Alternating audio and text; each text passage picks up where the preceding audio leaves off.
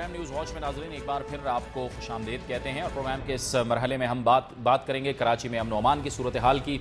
अवाम तो पहले ही परेशान हैं, लेकिन अब कराची के ताजिर भी शदीद परेशानी के आलम में, शदीद तशवीश का शिकार हैं, क्योंकि कराची के ताजिरों का कराची के जो ताजिर हैं वो हर सूरत छुटकारा चाहते हैं भत्ता माफिया और पर्ची माफिया से। आए दिन कराची के ताजिरों का ये मुतालबा है कि ये भत्ता माफिया आते हैं और पर्चियाँ छोड़ जाते हैं और उनसे भत्ता लेते हैं, और अगर उनको भत्ता नहीं दिया जाता तो जाहिर है कि वो अमन व अमान का मसला पैदा करते हैं और धमकियां दी जाती हैं और उन पर हमले भी किए जाते हैं। आज कराची में भरपूर तरीके से ताजिरों ने एहतजाज किया, लेकिन इस दौरान ताजिरों के दो ग्रुपों में तसादुम भी रहा। बहरहाल जो हड़ताल थी वो कराची में ताजिरों की वो कामयाब रही और उसे सियासी जमातों ने भी इसकी हिमायत की। इस वक्त हमारे साथ टेलीफोन लाइन पर मौजूद हैं कराची चैम्बर ऑफ कॉमर्स और कराची चैम्बर ऑफ कॉमर्स में बिजनेस ग्रुप के चेयरमैन जनाब सिराज कासिम तेली। बहुत शुक्रिया सिराज साहब। सबसे पहले तो ये फरमाइएगा कि ये हड़ताल तो बड़े पुरअमन तरीके से जारी थी, लेकिन ये आज जो जिना पार्क में हुआ,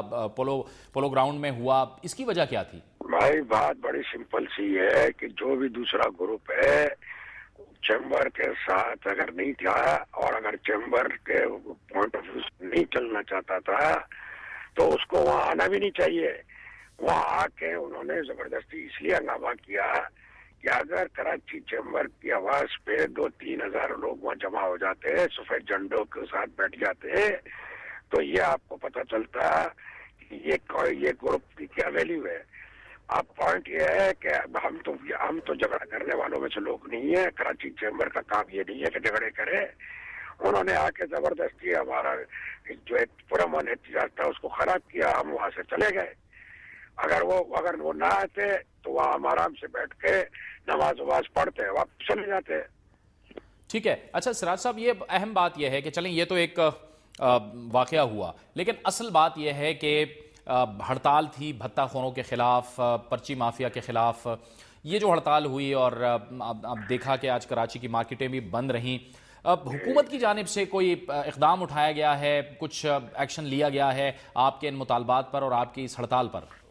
भाई हमने ये हड़ताल नहीं की, हमने तो हड़ताल को मुखर किया है 12 तारीख तक। एक बात समझ लें, हमने तो हुकूमत को एक अल्टीमेटम, एक डिमांड लिस्ट दी है और हुकूमत ने कोशिश कर रही है, मुझे कहा है कि करेंगे। अब हमारा देखो, अब हम बिजनेसमैन है, हमारा काम हड़तालें करना है या रोज रोज ये नहीं करना।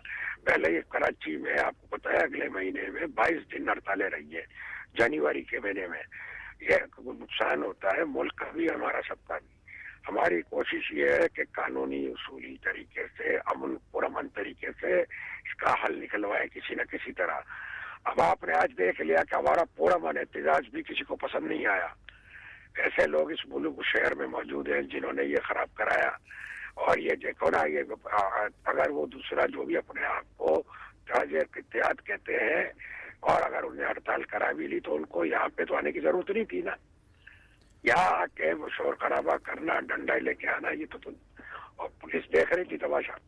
हम क्या करते हैं, हम निकल गए, चले गए। ठीक है, बहुत बहुत शुक्रिया सिराज कासिम तेली कराची चैम्बर ऑफ कॉमर्स में बिजनेस ग्रुप के चेयरमैन हमसे गुफ्तगू कर रहे थे। उनका कहना था कि उन्होंने मौखर की थी अपनी हड़ताल, दूसरे ग्रुप ने यह हड़ताल की थी। वो चाहते थे कि हुकूमत को मौका दिया जाए कि वो उनके मुतालबात पर कोई एक्शन लें। वक्त हुआ चाहता है एक ब्रेक का, और ब्रेक के बाद हम आपको बताएंगे कि सियासत ने तालीम को भी आ लिया है। हायर एजुकेशन कमीशन को तहलील करने का फैसला किया गया है। इसके नुकसानात क्या हो सकते हैं ये हम आपको बताएंगे एक ब्रेक के बाद।